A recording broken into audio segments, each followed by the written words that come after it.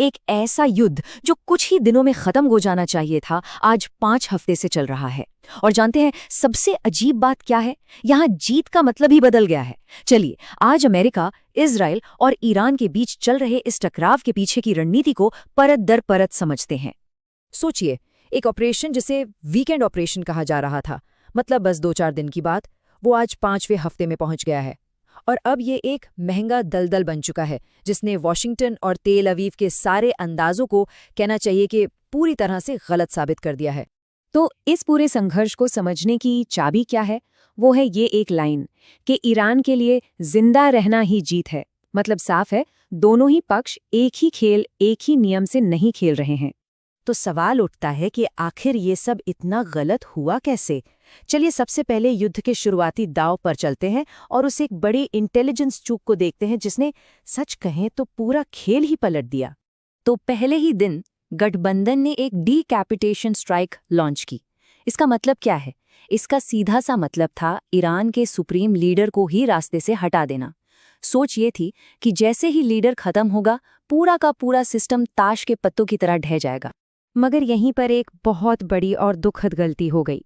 इस स्ट्राइक की चपेट में एक प्राइमरी स्कूल आ गया और इस एक घटना ने, जिसमें 175 बच्चों की जान चली गई, पूरी दुनिया में तहलका मचा दिया। इसने ना सिर्फ ऑपरेशन की पूरी लेजिटिमेसी पर सवाल खड़े कर दिए, बल्कि एक जबरदस्त राजनीतिक तूफान भी खड़ा कर दिया। तो जहां उम्मीद थी कि ईरान का शासन बिखर जाएगा, हुआ इसका ठीक उल्टा। सत्ता एक नए और पहले से भी ज्यादा कट्टर नेता मोज़ब्ता ख़ामेनेई के हाथों में आ गई।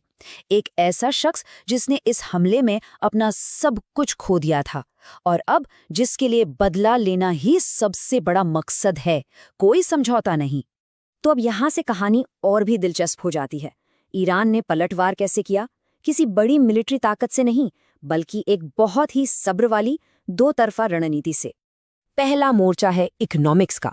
जरा ये देखिए, ईरान अमेरिका की $1 मिलियन यानी करीब $10 लाख की इंटरसेप्टर मिसाइल को बर्बाद करने के लिए क्या इस्तेमाल कर रहा है? सिर्फ $20,000 का एक ड्रोन। ये अमेरिका के महंगे डिफेंस सिस्टम को धीरे धीरे थकाने और खत्म करने की एक बहुत ही सोची समझी चाल है। और दूसरा मोर्चा है पॉलिटिकल। यहां भी एक बड़ा पेच है।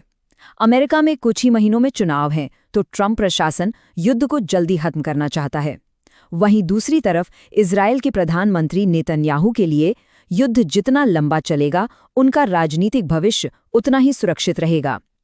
इन दो अलग अलग मकसदों की वजह से इस गठबंधन में अब साफ साफ दरारें दिखने लगी हैं। और ये दरारें अब छिप भी नहीं रहीं।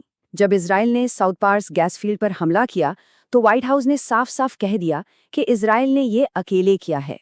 ये पब्लिक में आकर एक दूसरे से दूरी बनाना, ये साफ दिखाता है कि अब दोनों के रास्ते अलग हो चुके हैं। तो अब सवाल ये है कि इस सब का अंजाम क्या होगा? ये युद्ध खत्म कैसे होगा? एक्सपर्ट्स की माने तो इसके खत्म होने के 2 रास्ते नजर आ रहे हैं। पहला रास्ता है जिसे सिम्युलेटेड विक्ट्री कह सकते हैं। मतलब दोनों ही पक्ष अपनी अपनी जनता के सामने जीत का ढिंडोरा पीटे, एक समझौता हो जाए और कोई भी अपनी हार ना माने। और दूसरा रास्ता, वो ज्यादा खतरनाक है। अमेरिका चुनाव को देखते हुए पीछे हट जाए और इजराइल को 9 करोड़ की आबादी वाले ईरान से अकेले लड़ने के लिए छोड़ दे। ये एक ऐसा कदम होगा जो इस पूरे इलाके का पावर बैलेंस हमेशा के लिए बदल देगा। और यहीं पर इस खेल के असली लंबे दाव समझ में आते हैं।